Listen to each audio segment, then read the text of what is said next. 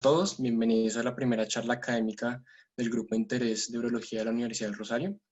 Mi nombre es Tomás G., miembro fundador y director académico del grupo. Les doy las gracias a todos los que están conectados hoy para ver la charla Anatomía Funcional del Tracto Genitourinario, correspondiente a nuestro primer bloque de Introducción a la Urología. Como ya se presentó la doctora, es la doctora Milena España Barreiro, médica y residente de primer año de Urología de la Universidad del Rosario. También vamos a contar con la participación y el acompañamiento del doctor Danilo Citarella, médico cirujano y urólogo de la Universidad del Rosario, fellow en urología oncológica y laparoscopia del Hospital Militar Central, director de la sección de oncología de la Sociedad Colombiana de Urología, director médico de cirugía robótica y jefe del servicio de urología de la Clínica Shayo, además de ser uno de nuestros mentores asociados. Todas las preguntas se van a resolver al final. Estas las pueden formular a través del chat o activando la opción de alzar la mano. Y finalmente, de parte de todo el grupo de interés, le doy las gracias a los doctores por colaborarnos.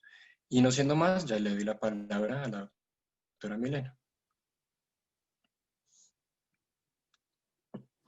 Claro. Listo, gracias. Bueno, entonces, como les estaba comentando, entonces vamos a hablar pues de la anatomía del sistema genitourinario. El sistema genitourinario está conformado pues en general por los órganos que hacen parte de la función de producción, almacenamiento, excreción y transporte de la orina. Y adicional pues están las glándulas suprarrenales que tienen una relación directa pues con los riñones. Aquí entonces podemos ver más o menos esto. Están las suprarrenales aquí arriba como pueden ver, no sé si están viendo mi cursor. El riñón con el sistema colector superior e inferior y pues su relación con los grandes vasos retroperitoneales.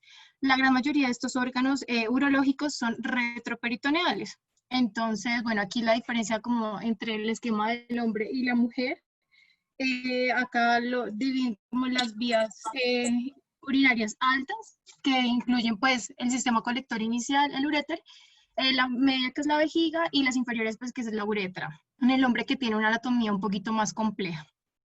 Entonces, como les estaba diciendo, la mayoría de estos órganos son retroperitoneales, entonces es importante recordar que el retroperitoneo es un espacio virtual que está situado en la parte posterior de la cavidad abdominal y que está entre el diafragma respiratorio y el diafragma pélvico, o sea, el piso pélvico. Anteriormente limita con la cara posterior del peritoneo parietal y por detrás pues está por la fascia transversalis o por los músculos de la pared abdominal, principalmente el cuadrado lumbar y el psoas. A veces se divide, pues digamos que la anatomía puede ser un poco compleja, pero a veces lo dividen en compartimentos urológicos, que está pues el riñón, la glándula suprarrenal, las fascias, principalmente la fascia de Gerota, que son las que recubren pues al riñón y a la suprarrenal, el compartimento vascular, que son los dos grandes vasos, la aorta, la cava y pues de lo que sale ahí el hilio renal, y el gastrointestinal, que generalmente es un compartimento que embriológicamente no es primariamente retroperitoneal, pero que después migra hacia el retroperitoneo y de ahí hacen una parte del duodeno, el páncreas y el colon. Bueno, aquí esta es una imagen como, pues, para que vayan viendo como correlacionando, digamos que la idea es como ir correlacionando porque es importante conocer la anatomía.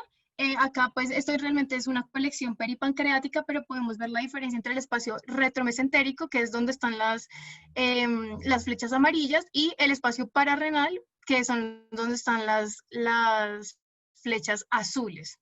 Entonces, generalmente, por ejemplo, si hay colecciones, si hay aire, si hay hematomas, si hay masas, pues es importante distinguir dentro del mismo retroperitoneo a qué órgano se asocia o qué otras patologías pueden estar asociadas ahí. Listo.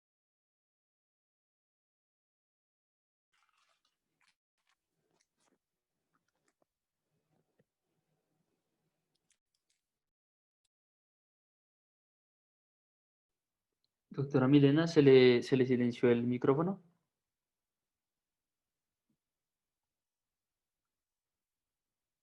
¿Desde cuándo no me están escuchando? Desde el inicio de esa diapositiva, doctora. ¿Hasta dónde me Tranquila. escucharon? Ahí al inicio de esa diapositiva. Ah, o sea, hace poquito. Ah, listo. Listo. Qué pena. Entonces, les estaba diciendo que las glándulas suprarrenales son un órgano par, están contenidos en la fascia de Gerota, tienen relación directa con la superficie anteromedial de los riñones, solamente están divididas del riñón por un tejido conectivo delgado. La glándula derecha tiene relación, pues ambas con el diafragma, y la derecha con el hígado y principalmente la cava, y la izquierda con la aorta y la parte inferior del páncreas, el vaso. Y bueno, cada una mide más o menos de 3 a 5 centímetros, pesan 5 gramos. Están contenidas, como ya les decía, en la fascia perirenal. Esto es importante en especial para la clasificación de los tumores renales primarios, ya que en caso de que esté afectada la glándula suprarrenal, pues de una vez se clasifica como un T4, o sea, como localmente avanzado. La irrigación, entonces, generalmente es por 3 arterias, pero realmente más o menos el 40% de la población tiene la anatomía así tal cual. Generalmente hay bastantes variantes anatómicas, pero pues está descrito que son 3 arterias suprarrenales, superior, media e inferior. La superior es rama de la arteria frénica, la media es una rama directa de la arteria aorta, y la suprarrenal inferior es una rama de la arteria renal. Como pues, bueno, y el drenaje venoso, entonces acá pues no es como tan exacto así, sino que sale una sola vena suprarrenal de los plejos venosos, y la izquierda drena directamente a la vena renal y la derecha drena a la vena cava. Aquí pues como para recordar rápidamente que pues la glándula suprarrenal es muy importante en la homeostasis corporal, que tiene 3 capas funcionales en su corteza, que es pues 90% es corteza y el 10% es médula. Pero primero La capa glomerular, fascicular y reticular.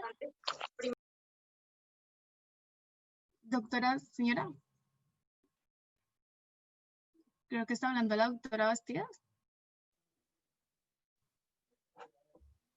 No, continúa, doctora. Tranquila. ¿No? No, dale, Milena, sigue, continúa. Bueno. Bueno, entonces que las capas, recordar que entonces está la capa glomerular, la fascicular y la reticular, que son productoras de glucocorticoides, mineralocorticoides y hormonas sexuales respectivamente, y la médula, que es productora de catecolaminas. El drenaje linfático pues está generalmente asociado al drenaje venoso y va principalmente a los ganglios lumbares superiores o aórticos laterales. Las enfermedades asociadas pues a las glándulas suprarrenales, generalmente pues las enfermedades de Cushing, el hiperaldosteronismo, el feocromocitoma. Generalmente pues si uno encuentra una masa en la glándula suprarrenal que no afecta al riñón, o sea que es primaria, pues hay que primero hacer estudios funcionales para definir si esa masa produce algunas de todas estas sustancias que ya hablamos, para poder cómo hacer mejor el enfoque para el tratamiento. Bueno, listo, siguiendo con los riñones, entonces lo mismo, también son unos órganos pares, son retroperitoneales. Generalmente sus límites están asociados con los otros órganos que ya habíamos comentado, con el hígado, con las dos suprarrenales como ya vimos.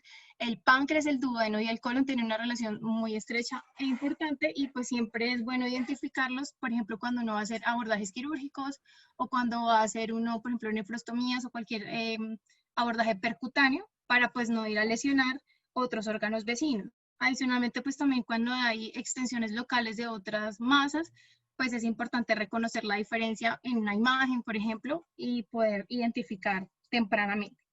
Los riñones generalmente son órganos que están bien protegidos, o sea, ellos tienen, como les explicaba, la fascia de Gerota, que son generalmente tejido conectivo y graso, y no son muy poco móviles, son más bien rígidos, están bien hacia la parte posterior, y además el hilo renal es bastante corto, entonces no permite la movilidad. Son adyacentes a los cuerpos vertebrales, pero ellos tienen una rotación natural. Entonces ellos generalmente están a 30 grados de todos los ejes. Entonces, a 30 grados respecto del eje vertebral, lo que hace que su eje longitudinal sea paralelo al psoas. También tienen una rotación de 30 grados respecto de anterior a posterior. El polo superior es más posterior y el inferior es más anterior. Y también el borde lateral es más anterior que el borde medial, que es más posterior. Sí, o sea, la rotación es como hacia 30 grados sobre todos los planos. Y entonces aquí pues en la figurita se puede ver entre las tres como que, o sea, en cada corte cómo pueden identificar más o menos, uno, a qué nivel están, y dos, como la rotación natural del riñón, para poder identificar más fácilmente. Digamos que estas imágenes pues están más tomadas como del capítulo de Campbell, donde hablan sobre las nefrostomías, lo que les hablaba, o sea que es importante uno identificar el nivel a donde está el riñón y cómo vamos a hacer los abordajes. El riñón derecho es más bajo por la presencia del hígado. Generalmente el polo superior está entre la costilla 11 y la 12 y puede ser un poco más bajo. Más o menos miden de 10 a 12 centímetros, el peso promedio es de 150 a 170 gramos y pues el nivel anatómico en general es entre T12 y L1. Y esta es como una adicional que es para recordarles también que pues hay otros abordajes quirúrgicos como las lumbotomías y que es muy, muy, muy importante recordar en dónde deberían estar los riñones anatómicamente para no ir pues a lesionar otras estructuras. Con respecto a la irrigación, entonces pues están las arterias renales que son ramas directas de la aorta en ambas, pues la bilateral. Cuando entran al hilio renal, ellas se dividen en anterior y posterior. La rama anterior, perdón, va a irrigar toda la parte anterior y los dos polos, tanto el superior como el inferior. Y la arteria posterior va a dar, pues, solo ese espacito que se ve ahí como azul, que es la parte de irrigación posterior. Entre esas dos hay un espacio que se llama como espacio avascular, que es importante para hacer también las intervenciones, porque es como ideal entrar por ahí. Adicionalmente, las arterias, tanto la anterior como la posterior, dan ramas segmentarias, que son segmentarias anterosuperior y anteroinferior. Y estas ramas luego van a dar las interlobulares, que son las que se van a ir, ahorita ya les explico más lo del parénquima y la médula, pero entonces se van a ir como entre las divisiones de las pirámides, como por las columnas de Bertin, para luego dar las arterias arqueadas y las radiadas corticales o interlobulares, todas son las mismas, que van a dar la irrigación como más distal. Esperen que les voy a mostrar de una vez, es que hay otra imagencita, esta, para que, si ven el cursor, entonces será la arteria interlobal, entra por acá, como lateral a la pirámide y da una rama arqueada hacia esta pirámide y otra rama arqueada hacia la otra pirámide, y ahí salen todas las ramas corticales como hacia arriba que van a terminar en los capilares, que es donde realmente se va a dar pues el intercambio gaseoso. El riñón y pues las suprarrenales están inervados principalmente por fibras simpáticas, postganglionares de los ganglios que son prevertebrales y paravertebrales. Y pues digamos que esa inervación principalmente del riñón va a estimular la liberación de renina y pues va a ayudar a la homeostasis del sodio en los túbulos proximales. Los vasos linfáticos renales generalmente salen de un plejo linfático que es subcapsular, pero también pueden ser paralelos al sistema venoso hasta que llega al hilio. Y bueno, pues ahí está el drenaje más o menos por minuto. Y ellos drenan aquí a los troncos linfáticos lumbares, más o menos como vimos con las suprarrenales, y también son importantes los que son paraórticos y precaos o postcaos. Entonces, bueno, lo que es importante identificar la anatomía usual de un riñón para poder identificar cuando hay algo anormal. Por ejemplo, si cuando hacemos la palpación, esta es una fotícula del lado izquierdo de, bueno, la que está tocando la persona, de cómo se debe hacer la palpación bimanual del riñón para poder detectar el tamaño 1, la localización 2, y pues no debemos sentir masas ni nada. Generalmente el riñón pues no es que se palpe totalmente, pero si nosotros palpamos una masa o vemos una irregularidad o tocamos un nódulo o hay dolor, entonces ya nos puede dar un signo de que hay algo más ahí. La segunda imagen es un riñón en herradura, que es una malformación congénita. También pues es algo anormal que lo podemos ver durante una imagen. Y la tercera, pues ahí vemos claramente una masa en el riñón que probablemente podemos o tocarla o verla en imagen y pues ya identificamos que está la anormalidad.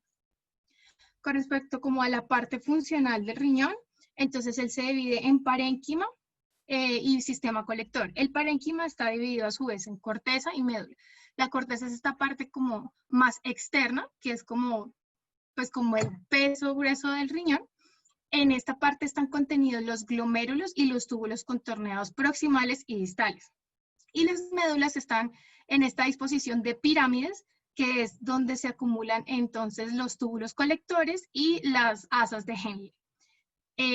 Entonces esta es la parte pues, donde se produce la filtración y luego está el sistema colector, que empieza la parte más distal, son las papilas, que es donde a través de los ductos papilares se conectan los túbulos colectores para que ya la orina producida pues empiece a salir. Entonces están los cálices menores, luego están los cálices mayores Los cálices menores pueden drenar a cálices mayores o a veces pueden formar infundíbulos y drenar directamente hasta la pelvis. Y luego entonces está la pelvis renal y de ahí sale entonces la unión piel ureteral y el uréter proximal, que bueno, ya vamos a ver. Acá está, este es el seno renal, que es como donde está todo contenido, y esta es la grasa pues de la pelvis renal.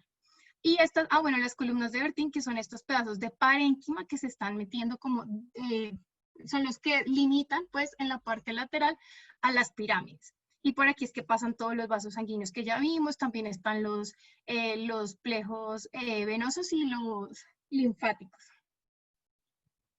Entonces, ya el sistema colector, entonces como hablamos, se produce la orina, pues digamos la parte histológica supongo que la revisarán mejor en otro momento. De ahí entonces salen los ductos a las papilas y vamos a encontrar diferentes anatomías, pero en general entonces está lo que les explicaba, los cálices menores llegando a los cálices mayores, a la pelvis renal y de aquí a la unión piel ureteral y al uréter. Generalmente pueden ser cálices simples o compuestos según si hay una o dos o más papilas drenando a un solo cáliz, y se dividen en 3 grupos caliceales. Pueden ser superiores, medios, inferiores, pues dependiendo de la parte donde esté el riñón. Bueno, eso es lo que ya les acabo de explicar. La parte más distal, o sea, más como hacia la corteza de los cálices se llama fornix, y cuando se unen varios cálices se forma un infundíbulo, que es como la parte más central y que drenan ya o al cáliz mayor o a la pelvis. Estos son como pues abordajes que se pueden hacer y porque es importante conocer cómo se dispone el sistema colector para uno saber cómo también puede llegar. Esto es una nefrolitotomía percutánea y aquí pues están, supongo que está haciendo como una nefrostomía que están acá, no sé si ahorita saber cómo entre los músculos se alcanza a ver como un calicito, que la idea es como llegar por ahí y pues conocer obviamente también la anatomía de la pared abdominal posterior para evitar lesionar vasos, evitar lesionar músculos o nervios. Los uréteres entonces también son una cavidad virtual, o sea, generalmente ellos no están abiertos, sino que ellos solamente se abren al paso del bolo urinario, más o menos miden de 22 a 30 centímetros, y tienen una relación muy importante con los vasos, o sea, tanto con la aorta, con la cava, con los vasos ilíacos y con los vasos gonadales, que los acompañan en casi todo su trayecto. Discurren casi en toda su totalidad anterior al psoas, o sea, siempre va a ser un punto de referencia de pronto en las imágenes, buscar el psoas para poder ver el uréter. Y entran a la vejiga por su parte posterior e inferior en la unión uretero-vesical, que es una parte que funciona como un esfínter para evitar el reflujo vesicureteral. Generalmente tienen la porción, o sea, ellos entran oblicuos de atrás hacia adelante y de lateral hacia medial, y tienen un trayecto intramural de 1.5 a 2 centímetros. El uréter tiene varias divisiones. Una es anatómica, otra es radiológica, y hay 3 estrecheces anatómicas importantes, por ejemplo, al momento de valorar litiasis o de considerar pues el manejo. La división anatómica, entonces, puede ser abdominal o pélvico, y el punto de reparo o de división, perdón, son los vasos ilíacos. Entonces aquí pueden ver que proximal a los vasos, entonces el uréter es proximal, y distal el uréter es pélvico. La división radiológica, entonces, pues la vemos acá pues en una radiografía. Que puede ser superior, medio e inferior. El uréter superior es desde que sale, pues desde la unión piel ureteral hasta el inicio de las vértebras sacras. El medio es todo el trayecto de todas las vértebras sacras, y el inferior es desde que termina el sacro hasta la entrada a la vejiga. Entonces aquí se puede ver bien, porque acá pues seguramente es una pilografía, esto tiene contraste, entonces acá podemos ver los cálices, la pelvis, el uréter superior. Acá el medio es un poco más difícil de ver pues por la presencia del hueso, y acá podemos ver otra vez los uréteres inferiores. Bueno, esto ya lo dijimos, que están relacionados con el psoas. El derecho está muy relacionado con el duodeno, la vena cava y el colon ascendente, y el izquierdo está relacionado con el colon descendente, con la cola en páncreas pues allá en su salida, y pues con los vasos gonadales, como ya les había dicho. Bueno, digamos que como tal, todo el mecanismo de micción es bastante complejo, desde la producción de orina, o sea, desde la filtración, desde la el almacenamiento, el transporte de orina ocurre por bolos, es decir, no es que la orina se transporte todo el tiempo, sino que hay bolos que según la distensión de la musculatura lisa del uréter generan como más o menos un marcapasos en las células musculares que va a permitir que se vaya transportando como organizadamente la orina hacia la vejiga. La unión piel-ureteral como tal no tiene un esfínter, sin embargo sí tiene diferencias de presiones que nos va a permitir que ese bolo pues sea solamente transportado hacia abajo. Esto es más, pues esta figurita digamos que la había puesto con el objetivo de ver que cuando hay una obstrucción en el uréter hay cambios iniciales tanto o sea, hay un delta de diámetro y de presión dependiendo de cuánto tiempo haya pasado y de la obstrucción que tan severa sea. Sin embargo, acá podemos ver que, o sea, la presión del uréter inicialmente aumenta, sin embargo, como mecanismo protector, ella se va a disminuir y mantener en el tiempo, y lo que va a empezar a hacer el uréter es dilatarse, porque la dilatación es un mecanismo protector, ya que pues la presión no puede superar la presión de filtración glomerular, porque eso pues nos va a desencadenar muchos mecanismos protectores. Entonces va a haber vasoconstricción de la arteria aferente, aumento del sistema renina-angiotensina-aldosterona, y eso pues va a aumentar los azoados, producir hipertensión, entonces genera muchos cambios sistémicos. Entonces, por eso es importante también conocer, o sea, uno, cómo son las presiones normales en el uréter, cómo se está manejando pues la obstrucción, y pues la idea del uréter siempre va a ser proteger el riñón. La presión normal del uréter en reposo es de 0 a 5 centímetros de agua, y con las contracciones organizadas puede llegar incluso a 80 centímetros de agua, que es la presión máxima, que es la presión de filtración glomerular, y generalmente hay de 2 a 6 contracciones por minuto. Todo el sistema urinario tiene receptores muscarínicos y receptores alfa-adrenérgicos. El estímulo está dado por el sistema parasimpático, o sea, principalmente los receptores muscarínicos, y la relajación del tono ureteral está dado por los receptores alfa-adrenérgicos, que principalmente están localizados en el uréter distal. Entonces, cuando uno da un inhibidor pues, de receptor alfa, puede producir una relajación del uréter principalmente en la parte distal. Esta pues es la irrigación, esta es una reconstrucción pues para que podamos ver el uréter nuevamente pues en sus relaciones, tanto con la parte ósea, por ejemplo, tener en cuenta los traumas, las fracturas de cadera, cuando hay masas retroperitoneales pues van a producir obstrucción al flujo de salida de los uréteres, si hay lesiones en el colon o en el intestino, siempre también pensar que se puede haber lesionado el uréter, porque pues es algo que generalmente no lo vemos porque el uréter es muy pequeño, y como está retroperitoneal, pues puede que no genere irritación intestinal, nada peritoneal, perdón. Entonces es importante pues siempre tenerlo en cuenta, y también pues dependiendo del tipo de lesión y todo esto. Generalmente tiene una irrigación bastante pues diversa, porque hay varias ramas uretéricas que salen de varias arterias importantes, como la arteria renal tiene una rama uretérica pequeña, la gonadal, hay ramas uretéricas directas desde la aorta, y en la parte inferior, al igual que con la vejiga, generalmente todas las ramas o la gran mayoría de las ramas de la arteria ilíaca interna pueden dar ramas uretéricas. Entonces la vesical superior, en las mujeres la uterina y la vaginal, casi siempre están muy relacionadas con la irrigación del uréter y de la vejiga, y a veces también las arterias glútea superior y rectal media dan ramas uretéricas y vesicales. Bueno, ya con respecto a la vejiga, entonces, bueno, la vejiga generalmente también no está llena, ya es como un órgano de almacenamiento que tiene un control neurológico muy importante para poder generar el control y también la micción. Está formada, tiene un cuerpo, un cuello, y acá está el trígono. Entonces el cuerpo acá en la parte posterior, la parte más posterior, acá es el fondo, y acá es el techo o domo de la vejiga. El músculo detrusor es el músculo contráctil que va a producir pues, la micción, y está pues, en toda la vejiga acá. El trígono está formado por el cuello vesical, que es la parte como más distal ya cuando va a salir a la uretra, y los dos meatos ureterales. Y entre ellos se forma pues, la línea interureteral, perdón.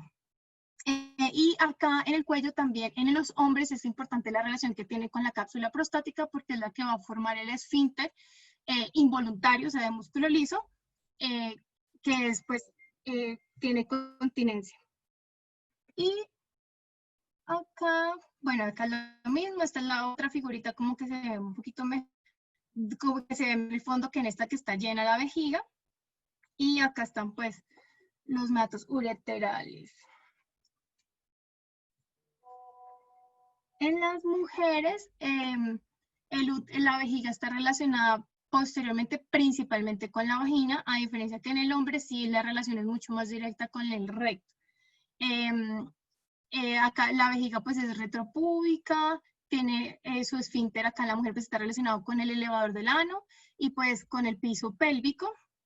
Por eso también es muy importante pues que a veces cuando hay dificultad del piso pélvico se va a producir incontinencia urinaria, prolapsos que pueden ser tanto de la vejiga como del útero. Y en los hombres, pues es un punto importante de reparo anatómico, por ejemplo, cuando hay crecimientos prostáticos, acá esta que es la fascia rectovesical o rectoprostática, y pues el inicio acá abajo de la uretra. La irrigación, pues como les estaba comentando, generalmente es bastante múltiple, pues principalmente está por la arteria vesical superior, que es rama del umbilical, y la vesical inferior, que es rama directa de la ilíaca interna, y también tiene ramas vesicales, tanto de la rectal media, de la uterina, de la vaginal, y en los hombres a veces la arteria del conducto deferente puede dar también una arteria vesical, una rama vesical. Tiene varias fases. El proceso de micción, como les habíamos dicho, pues es un proceso un poco más complejo, pero digamos que resumiendo, normalmente cuando en la fase de llenado la presión se mantiene, o sea, la vejiga es bastante complaciente y lo que hace ella es aumentar de tamaño sin aumentar de presión para que el cambio de presión nos pueda producir la micción ya cuando pues socialmente se puede hacer.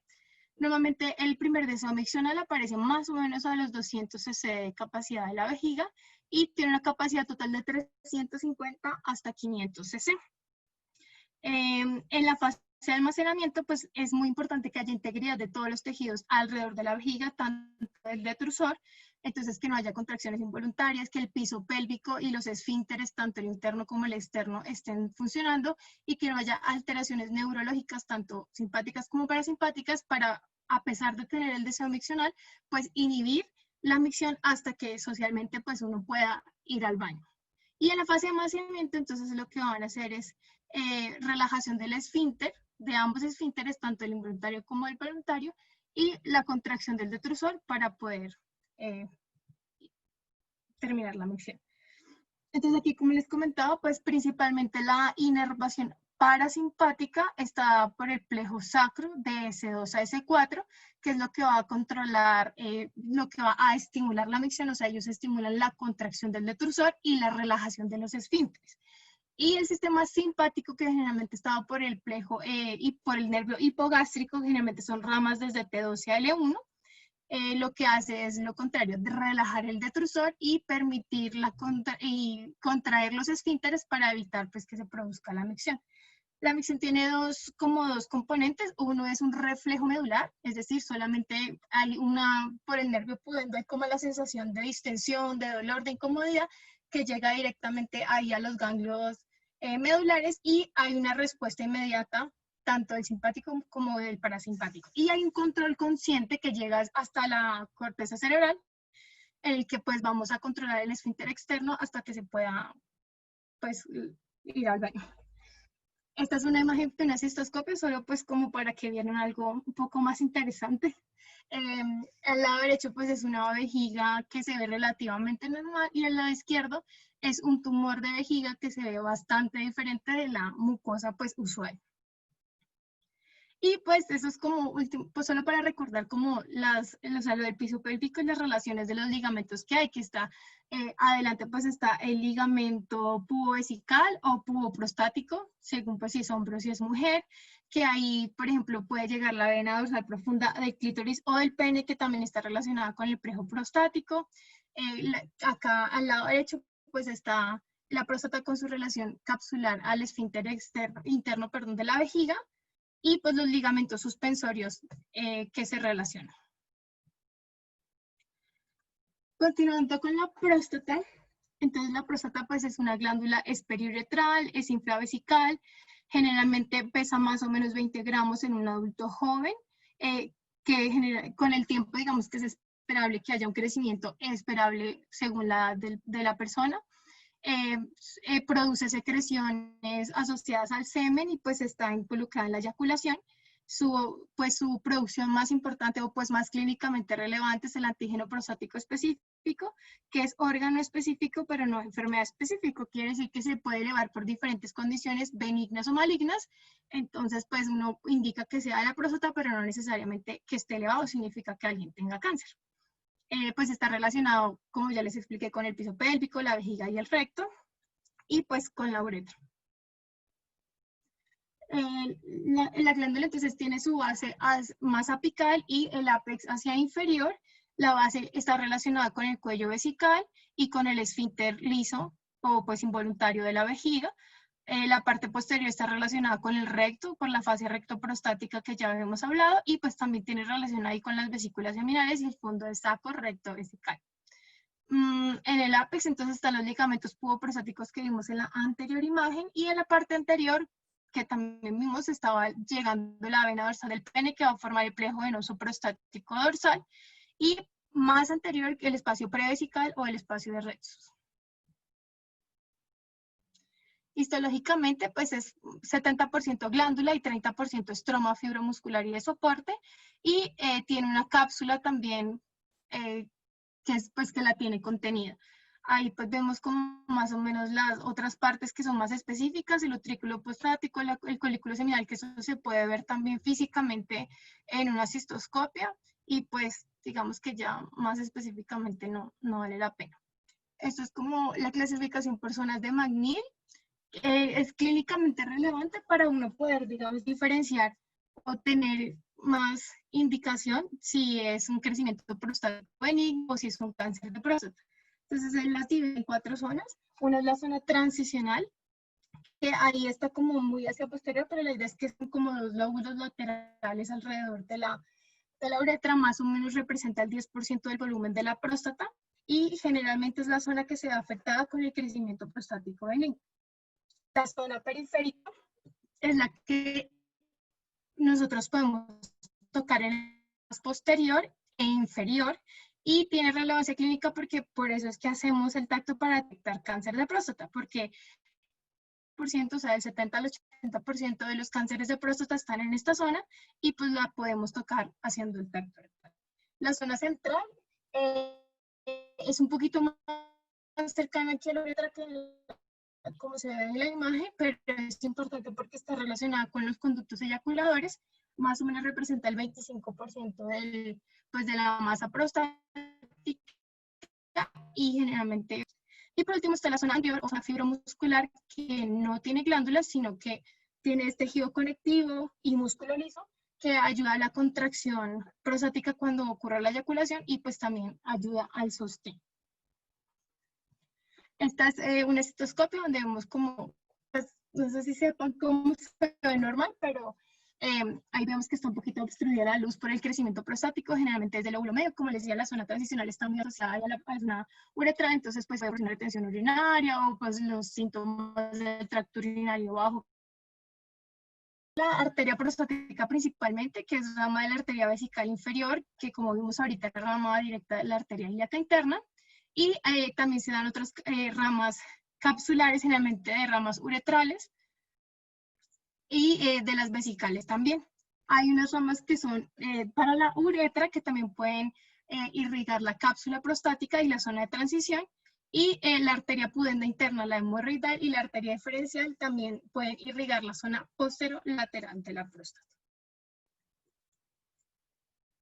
El drenaje venoso, entonces está dado, así como les explicamos ahorita, viene de abajo de la vena dorsal profunda del pene y pasa por el diafragma genital y va a formar los plejos venosos, tanto superficial como profundo, y los plejos venosos laterales. Adicionalmente también tiene ramas perforantes que están en la cápsula y en la fascia endopélvica.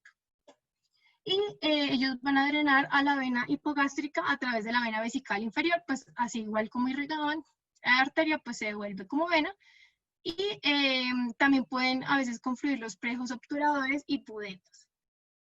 El drenaje linfático, pues generalmente empieza por los ganglios obturadores y por la cadena ilíaca interna, y después va a afectar, no, o sea, va a drenar, y en caso de que de pronto queramos estadificar un cáncer de próstata, luego va a seguir con las cadenas presacras y la cadena ilíaca externa. Ya pues finalizando, entonces vamos a hablar de la uretra. La uretra pues es el conducto que nos permite ya finalizar el proceso de micción, es el que comunica la vejiga pues con el exterior. En las mujeres es corta, es de 4 centímetros y realmente pues no tiene una anatomía rara, es recta, pasa por el diafragma pélvico. Y en los hombres sí puede medir de 18 a 20 centímetros y está dividido en varias partes. O sea, puede ser uretra anterior y posterior, y a su vez la uretra anterior, pues podemos decir que mide 16 centímetros, que está rodeada por el cuerpo esponjoso del pene. Esta misma uretra anterior se divide, inicia en la fosa navicular, que es como una dilatación ahí de la uretra cuando empieza después del meato, la uretra peneana o pendular y la uretra vulvar. Y después de que pasa ya como el diafragma urogenital, en esa porción de músculo urogenital o del piso pélvico, se llama uretra membranosa, ya hace parte de la uretra posterior, luego pues sigue la uretra prostática, y pues no en todos lados sale, pero hay otra que se puede llamar uretra periprostática, pero es más como un espacio no tan real, porque la vejiga pues realmente está muy relacionada con la próstata. Pues eso es importante tenerlo en cuenta, por ejemplo, cuando uno va a pasar sondas, es importante pasar con buena lubricación y pasar la sonda completa, porque como pueden ver, la uretra de los hombres es bastante larga, entonces es importante llevarla como hasta la bifurcación de la sonda para evitar que de pronto el balón quede por fuera. En las mujeres pues es un poquito, digamos que entre comillas, más sencillo, pero igual siempre hay que tener en cuenta la buena lubricación tanto en hombres como en mujeres. Este es como un corte pues hacia anterior, que podemos ver el colículo seminario y el utrículo prostático, que los veíamos como en la foto de la histología, que son pues los conductos por donde van a salir las secreciones y están asociadas también al conducto eyaculador, que son las secreciones pues tanto de las vesículas seminales como de la próstata y que van a estar implicadas pues en la eyaculación. Y aquí al lado derecho entonces podemos ver pues una urografía, bueno pues un contraste a través de la uretra, y ahí está pintadito como moradito donde debería estar la próstata y con rojito donde debería estar pues la división del diafragma urogenital. Y pues esto es solamente pues recordándole nuevamente el diámetro, digamos, en las mujeres máximo poner sondas de hasta 22, aunque generalmente se ponen más chiquitas, de 16, de 18, y en los hombres máximo de 24. Eso pues digamos que es como para que sepan que en las mujeres es más pequeño, todo es más corto, es más delgada, necesitan ondas más pequeñas, y los hombres pues dependiendo también van a necesitar o le van a poder poner sondas más grandes. Y ahí pues vemos una estrechez uretral. Como conclusiones, yo sé que, o sea, este tema es muy complejo porque pues son muchas cosas y pues a veces uno quisiera decir tantas cosas y como que no dice nada.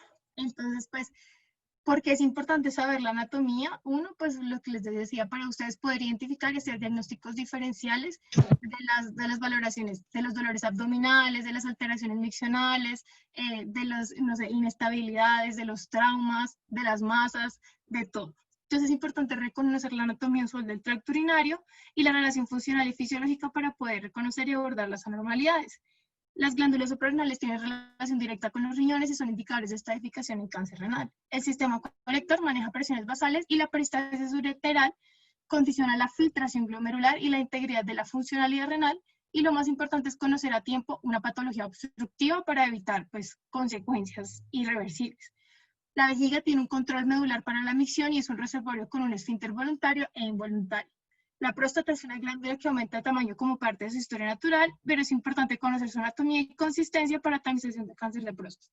Las alteraciones uretrales pueden condicionar patología obstructiva bilateral y es diferente en hombres y mujeres, y hay que conocer su anatomía al momento de definir derivaciones de la vía urinaria. Y ya.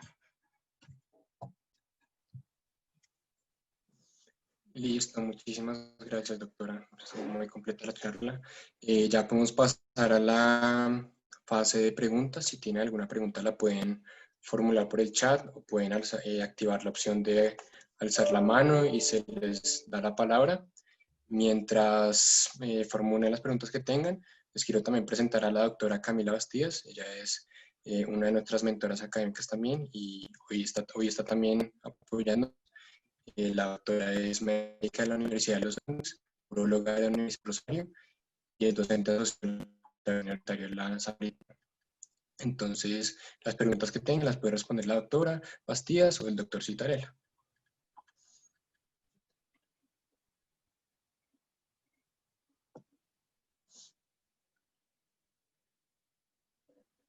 Hola, buenas noches. Yo es que estoy Entonces, grabando y no puedo levantar la mano en el chat, pero yo tengo una pregunta para los doctores. No sé si sea una pregunta inadecuada o no haya escuchado su respuesta porque tuve problemas de conexión, pero me surge la duda como de cuál es la función o la utilidad del utrículo prostático específicamente, que es algo que pues no tengo conocimiento al respecto. ¿qué doctor quisiera dar una respuesta a esa pregunta?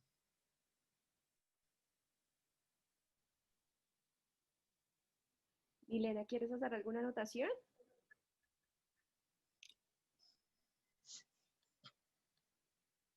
Ay, doc, qué pena. Lo que yo tengo entendido es como o sea, el conducto de salida para las secreciones prostáticas. Y es un remanente también embriológico de algo que no recuerdo claramente, pero es un remanente embriológico, por eso es levantadito, o sea, por eso está el colículo levantadito y hay como drenaje de la secreción prostática.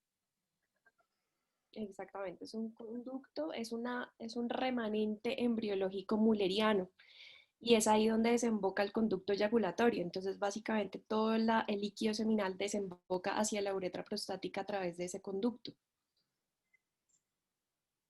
Y pues básicamente, además de saber la anatomía, pues para nosotros como cirujanos, la anatomía nos sirve como un reparo anatómico para saber, por ejemplo, en cirugía, cuál es la implicación clínica de preservar o no preservarlo, ¿sí? Entonces, por ejemplo, lastimosamente ustedes ahorita no rotan con nosotros en la clínica, pero muchas veces, perdón, cuando los invitamos a resecciones transuretrales de la próstata, nosotros casi siempre tratamos de mostrarles este reparo anatómico porque en estrecha relación a este utrículo prostático o el venum montanum está el esfínter estriado de la uretra, que es básicamente, aquí hago una aclaración a la presentación de Milena, el que da continencia en el hombre, ¿sí? Acuérdense que el hombre tiene dos esfínteres, uno interno y otro externo. El interno, como muy bien lo dijo Milena, es el que se encuentra sobre el cuello vesical. Ese usualmente no es tan importante en continencia a diferencia del esfínter externo, que está en relación a este remanente que ya hablamos. ¿Listo? Entonces, la idea cuando uno está haciendo una resección transuretral de próstata es preservar, ¿sí?, esta estructura, porque si uno trabaja muy cerca de esta estructura, podría estar lesionando el esfínter y el paciente podría tener un riesgo de incontinencia urinaria, ¿vale? Súper, doctora, muchísimas Listo, gracias. muchísimas gracias. Yo quería hacer una anotación. Antes que nada, Milena, muchísimas gracias. Me pareció una revisión bastante completa.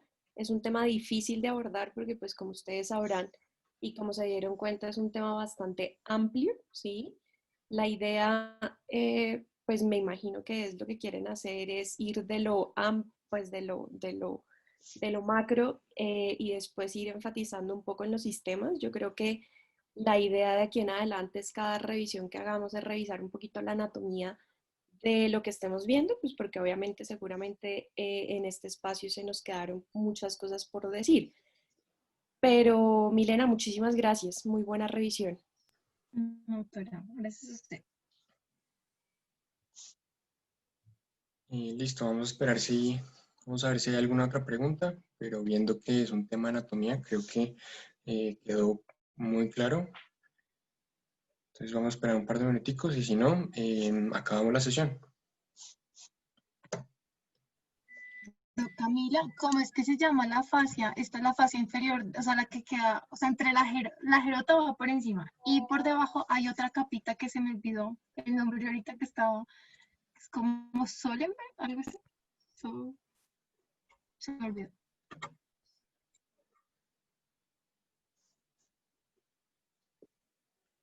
No, Mile, no te entiendo.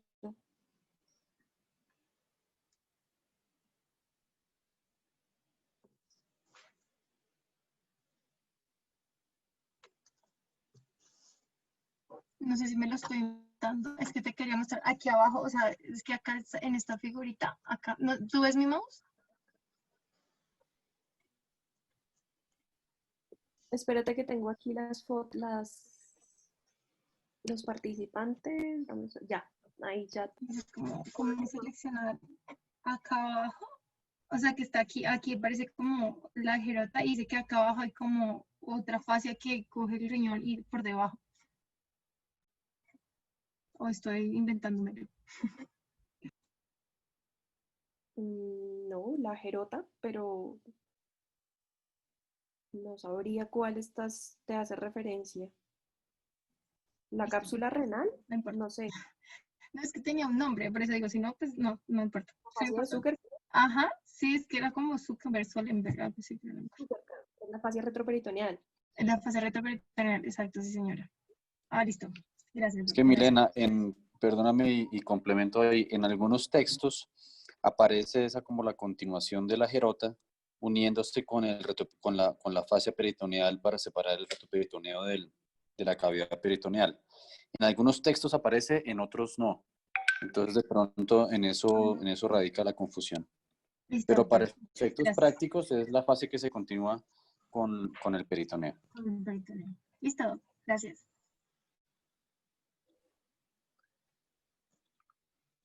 En cirugía es importante cuando uno hace el abordaje dependiendo del tipo de cirugía, pero para abordar el retroperitoneo uno toma como referencia esa fascia para hacer un abordaje extraperitoneal.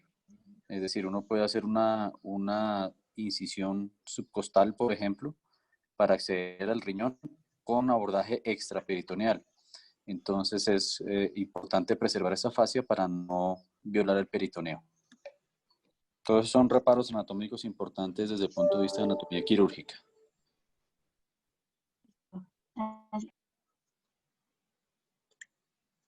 Listo, yo creo que no hay más preguntas. Muchas gracias, doctora Milena. Muchas gracias, doctora Bastidas y doctor Starela por los comentarios.